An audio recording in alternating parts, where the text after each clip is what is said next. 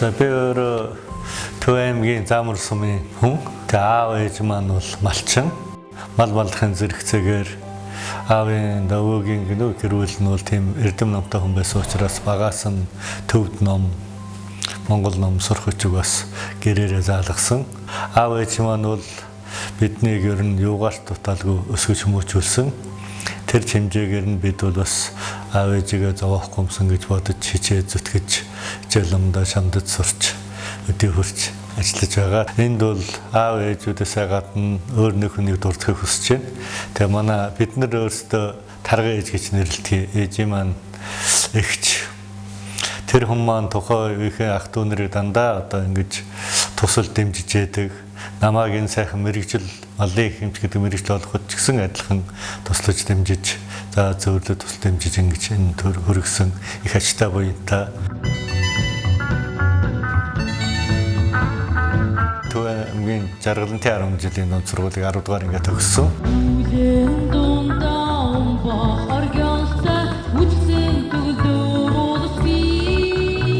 10 дугаар ингээд төгсөөд тухайн үеийнээр хөдөөж хүндээ сургуулийн мал эмнэлгийн факультетад малын хэмж мэрэгчлэр эссэн суралцсан.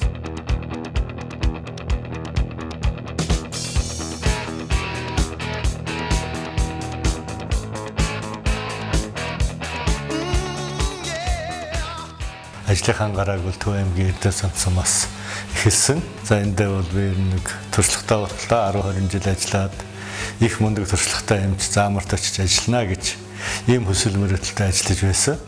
Гэвч одоо 87 онд одоо багш сонгон шалгаруулах шалгалтанд оруулахаар манай эрдэмтэн багш бүр багш нар маань шийдсэн байсан.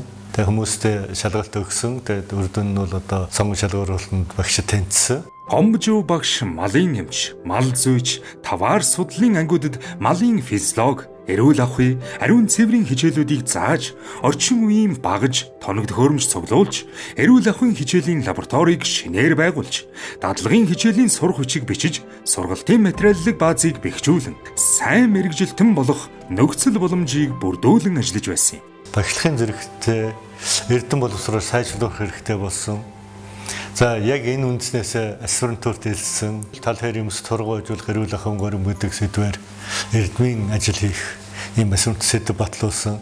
Эрдэнэ Сансмын хөдөлмөрийн баатар Батлгэр баатрынхаа суурь дээр бол судалгааны хавгаал ажлыг хийсэн. Профессор доктор Дөрж багшийнхаа удирдлагууд дээр энд судалгааныхаа ажлыг бол гол ажлуудаа тэнд хийгээд за бас нарийн одоо дархлааны холбоотой юмнуудаа бол тухайн үедээ бол одоо бидний явж харьцдаг байсан бол Оросын холбооны ус байсан одоогийнхоор Тэмир Азийн нэрмэдчүүдийн аж ахуй актив, Скраны мал эмнэлгийн актив, дараа Санкт Петербургийн активуудад бол одоо энд хийх боломжгүй судалгаа нарийн юмнууд ээж авчиж хийсэн.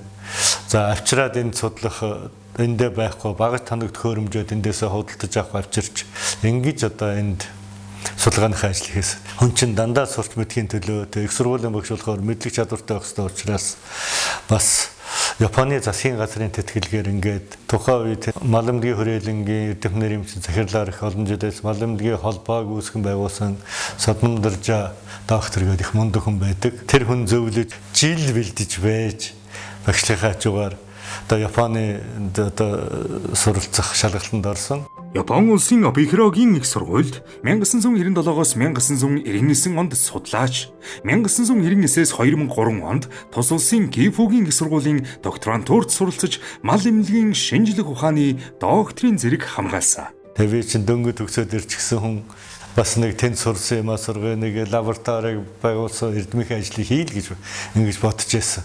Тэгээ багшилж байсан. Тэгээд Алтан сүх захиралтай захирлын зөвлөлөөр хөдөө аж ахуй их сургуульд гадаад хамтын ажиллагааны хэлтс гэж байгуулъя шинээр. За хэлтсийн дараагаар нь мал эмнэлгийн сургуулийн багшийн Гомжууг ажиллуулъя гэсэн тийм шийдвэр гарчхаад тэгээ захирал дуудсан байна л л. Заал гээл гарсан одоо захирлыг өөрөг өгч яхад Түүнийг хөдөө аж ахуйн их сургуулийн гадаад харилцаа эрхэлсэн дэд захирлаар ажилласан 2003-аас 2013 онуудад Тус их сургуулиас гадаадын 11 оронд 120 гаруй багш, судлаач, магистрант, докторантууд суралцаж, бакалаврын болон хос хөтөлбөрийн сургалтанд 200 гаруй оюутан хамрагдаж, олон улсын хамтарсан 15 төсөл хөтөлбөр хэрэгжиж, тус их сургуулийн эрдэм шинжилгээний болон багшлах боловсон хүчний чадвар нэмэгдэж, профессорын багаар ажиллах хүний нөөц бий болж, сургалт, эрдэм шинжилгээний лабораториуд орчин үеийн багаж тоног төхөөрөмжөөр тоноглогдсон оюутан залуусын амжилттай сайн суралцах материаллыг бааз бэхжсэн байна. Маш их олон төслүүд энэ 10 жилийн хугацаанд хэрэгжсэн. Их сургуулийнхаа энэ удирдлагууд энэ чадaltaа залуу мэрэгчлүүдийнхээ хүчээр би бол одоо энэ олон улсын төсөл хөтөлбөрүүдийг яаж бичдгийг, яаж хэрэгжүүлдгийг, яаж үр дүн хүрдгийг бэ гэдгийг бол одоо сурч эзэмшиж авсан. Энэ нь ч одоо миний дараагийн одоо ажил үйлс хийхийн бас их үндэс болсон, туршлага болсон. За ингээ 14 онд бол бас манай Маламжийн сургуулийн хамт олонны шийдвэрээр их сургуулийн удирдлагуудын одоо хамтарсан шийдвэрээр ингээд Маламжийн сургуулийн захирлаар ажиллах ийм хариуцлагатай болоод хүндтэй үүрэг хүлээгцээ. За ингээд бол сургуулаад хэрхэн яаж хөгжүүлэх вэ? Үе үеийн захирлуудын өнөөдрийг хүртэл одоо хийсэн амжилт бүтээлийг улам цаашаа ахиулах ийм хариуцлагатай үүрэг надад оногдсон. Сургуулийнхаа материалын баазыг бэхжүүлэх юм байна. Залуу багш нараа улам чагтахжуулах юм байна. Тэгжээж одоо оюутан залуучууд маань бол сайн ур чадвартай залуу малын эмчнэр болох юм байна гэдгийг энэ тал дээр л гол анхаарлаа хандуулсан.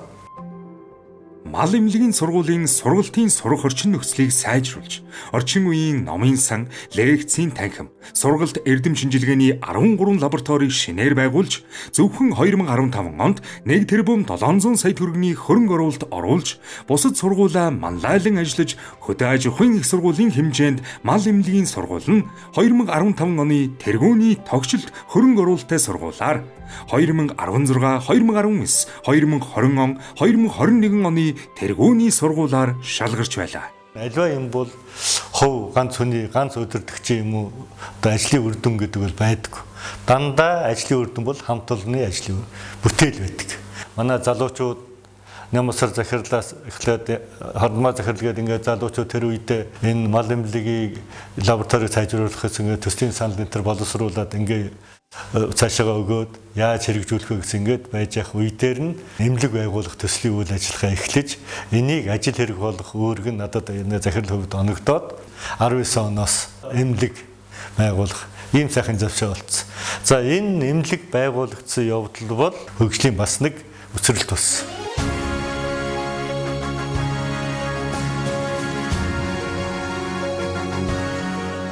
Малын эмч гэдэг мэрэгчлэр ажилласан гараагаа эхэлсэн Эрдэнэ санд цумынхаа хамт олноос ахуулаад хөдөө аж ахуйн сургуулийн удирдлага гадаад харилцааны хамт олон, мал эмнэлгийн сургуулийн удирдлага хамт олон, энэ их олон улсын төсөл хөтөлбөрийг хийсэн гадаадын олон сайхан мэрэгжилтэн одоо намайг одоо нүд нээж мал эмнэлгийн ухааны доктор болсон Японы одоо олон хамтарч ажилласан профессор багш нар Монголын маань хоёр одоо удирдагч багш нар гээд ийм олон хүмүүсийн бүтээлийг төлөөлүүлж надад энэ их хүндтэй шагналыг олгосонд би их талархаж хөдөө аж ахуйн сургуулийн болон мал эмнэлгийн сургуулийн хамт олноор би их бахархдаг. Тэгээ ер нь ингээд төрүүлж өсгсөн аав ээж миний хань миний өр хүүхдүүд ард талд байж байсны хүчинд ийм амжилтанд хүрсэн.